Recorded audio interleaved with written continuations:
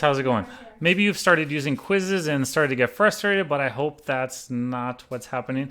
And hopefully this video will keep you from being frustrated. So I'll go over some things that could cause some little roadblocks for you. So first off, some of you guys might be like, I can't even find my quiz once it's done. So you made a classroom assignment, right? But then when you click on it, you're like, well, this is how my students see the assignment. You know, this is not what I'm looking for kind of idea. So you could always search for your assignment when you're in your drive. You search for it, you find it by name. And once you find it and then you click on it, see, you'll be able to see it. And then you'll be able to go to your responses right there. So you could always find it from your drive. So now you might start saying, all right, now I got to be looking at their answers and stuff. So one of the easiest ways is you just go to individual over here. That's what I like to do. And you just start scrolling through. So you could see scores, 2 out of 13, 2 out of 13, 11 out of 13. So you'll start seeing their scores, 12 out of 13. And then now you know, but then you're like, well, this is my student's number and I don't even know who it is. So then what I do is I always add a question like, what is your name? And it'll show up right here. And you see the student's name. So if your screen's big enough, then you could scroll through and say, oh, I see the name, I see the score, I can go through, and that'll be super easy to get through everything. Now you could push create spreadsheet, and that would create a spreadsheet with, you know, all your students' answers and their names and everything. But if you're just looking for their score and things, then you know, you don't need to do all the work like that. So again, if you want to collect their name, there's no setting to collect a student's name. There's a setting to collect their email address, so you're going to have to add a question on there for it. So what I like to do for the question to collect their name is I make a quiz that I just call like name template.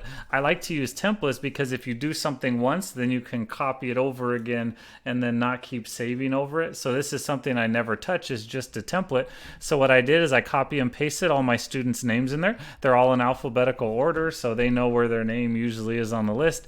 It's in a drop-down menu, so when the students are going to take their test, it just shows up like this. What is your name? Then they got that drop-down menu, and then they can pick their name, so it'll show right up. Now the way you're going to do that is like I just said, but then you're going to want to put that on your test. So if you have a test, instead of going add question, you're going to say import questions right here. So you're going to import questions, then you could just search for it if you know what it's called, like name template. I know mine is just right here. Then you're going to select right there and see I only have one question on there, what is your name? So I pick what is your name? I import that question, and then now that question's there, I'll just drag it up on top. Now it's going to be on there. So it's all set. It makes it super easy. So again, you could just type out name and the student has to type it in, but sometimes, you know, they only write their first name, so then you could have two, maybe first name and last name. But I just do this just to make it easy, because if you're going to do it on every single quiz, you could just be uploading that question in there. That could be done for any type of question as well. If you're using the same type of questions over and over again, it just makes it a little easier for you, and it definitely makes it easier for your students, so they can just scroll down and pick their name, and let's be honest, they like picking stuff like that. All right, now you're going to want to go over some settings in yours as well. So let's check it out. We always want to collect email addresses, right? Because hey, you want to make sure that it's their right email in case there is some sort of cheating. If you have their email address and then their name, then if you want to verify that that name goes with that email address, you can. So limit to one response. I'm going to say, yeah, my kids can only take this test one time, because maybe you don't want them resubmitting. Or if you are worried about like a kid cheating, if they took the test using, you know, their login and they try to do it for a friend, it won't let them take that test a second time. But sometimes you want to let people retake tests or submit again, then you might not want to have that. Alrighty, responders can edit after they submit. So if you want to let them change their answers, click that button. Maybe you do want them to edit or try again for a better score and fix it. All right, presentation. I like to show progress bar just so the kid can see how well they're, you know, or how far they're getting on their test as they go, so they know if they're almost done.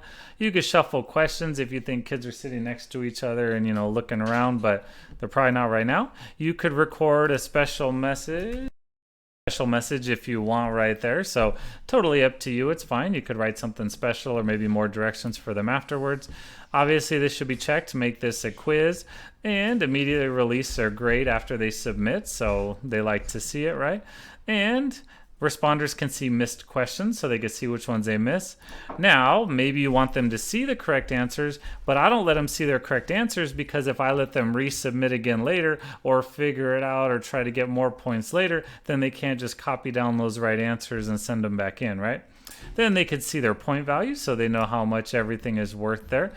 And those are just the regular settings. There's also these settings over here, so they're preferences.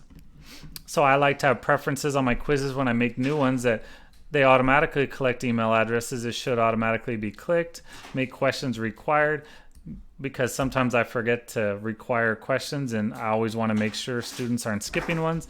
Default point value 1, so that way all quizzes show up, for 1 point if that's what you want. So that way it'll automatically show up as 1 point on your quizzes. So then you're not having to just add every single one as 1 point. So just a couple quick little things as you go there. All right, now if you're on a student and they submitted their quiz, then you're like, oh, I can't find their quiz, so where is it, kind of thing, right? So if you're on the main screen, you could import grades, but you can't import grades until you've released the grades on the other screen. So if you're in here and you're in your students' responses, so you're gonna have to release the score. So all the scores are held in quizzes. Now you're gonna wanna release that score to your students. So then if one student submitted it right there, or all of them submitted it, it'll automatically check the students who submitted their scores. So then if only one student submitted right now, then it's just gonna release that one score. The scores are released.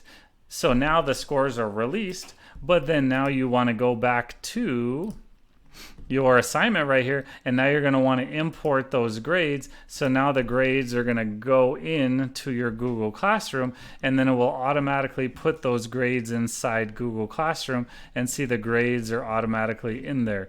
So that way it'll be straight in there, and then the student will get their email, they'll see their grades, and they'll know how it is once they got it. So hopefully that clears up your questions. If you have any more, then go ahead and contact me. But now you will be able to see your quizzes. You know where to find them. You know how to add names, so you know which students submitted. You know how to get their grades. You know how to give their grades back to them. And you should be all set. All right, guys. See you later. Have a good night.